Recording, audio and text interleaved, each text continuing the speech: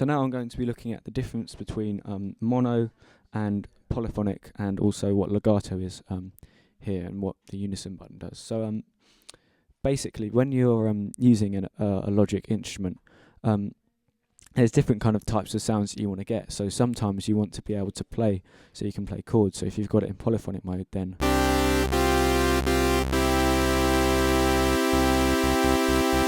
so you can play more than one note at once, but sometimes you want to create that kind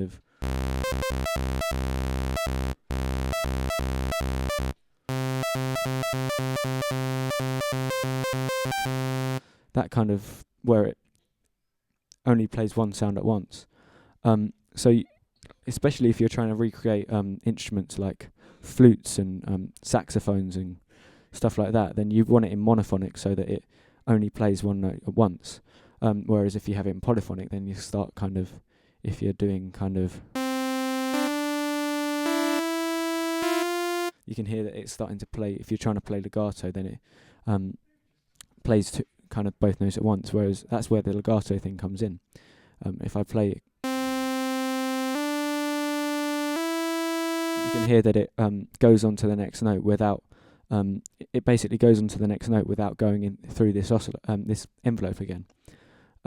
So the legato mode is quite useful if you want to play those kind of legato parts.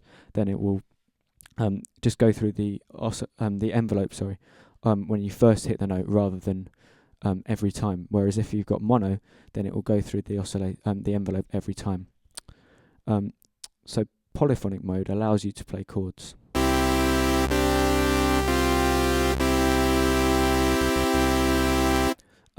And what you can do is, if you increase the number of voices you've got, it makes it sound a lot bigger. So if I only have one voice,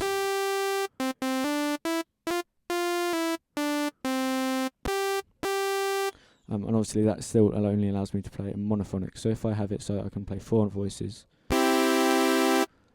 or 3 voices, then it restricts it. Whereas if I have it so that it can play lots more voices, then it adds on lots of harmonics and all that kind of stuff.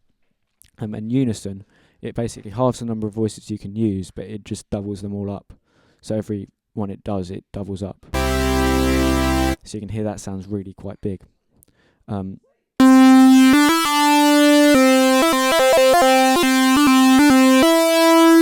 So that sounds quite big and quite powerful in where you've got lots of voices. Whereas if I restrict the voices down to maybe 19, you see it still sounds quite big, but not as big. And then if I have one, then it sounds quite dry. So if you want to have those big kind of anthemic kind of sounds, then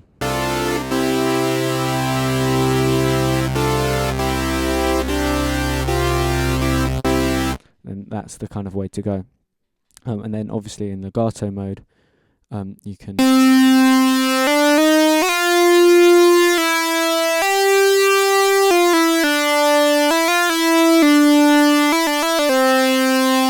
it allows you to play as many notes as you want, and it only go through the envelope the first time, which is really useful.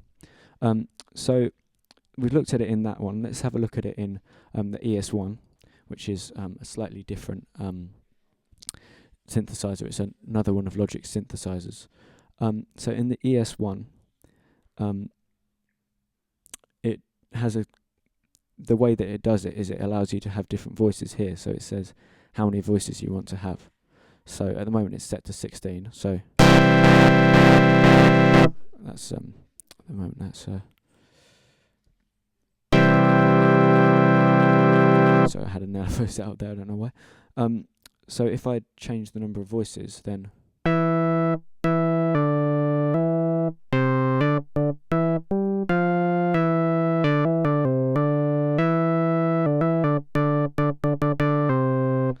it only allows you to have one voice playing at a time, and it doesn't do that. It doesn't go back to the voice that it was on before. But yeah, with this you can have up to you can have up to 16 voices, and then it goes into legato mode, which it allows you to do that thing. So that's legato mode in there. So It works slightly differently. You have to pick the number of voices you want to have going on at once. So if I wanted to play 17 notes, then I couldn't. So if I don't have 17 fingers, so I can't show you. But I'll show you if I play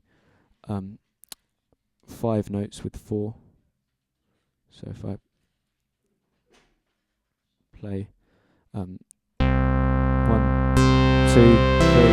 4, 5, then it cancels out the last note. So the first note that you played. So that's kind of how that one works. It doesn't have the buttons where you click, but it allows you to do it that way. So that's a little insight into using monophonic and polyphonic sounds in Logic synthesizers. Thank you.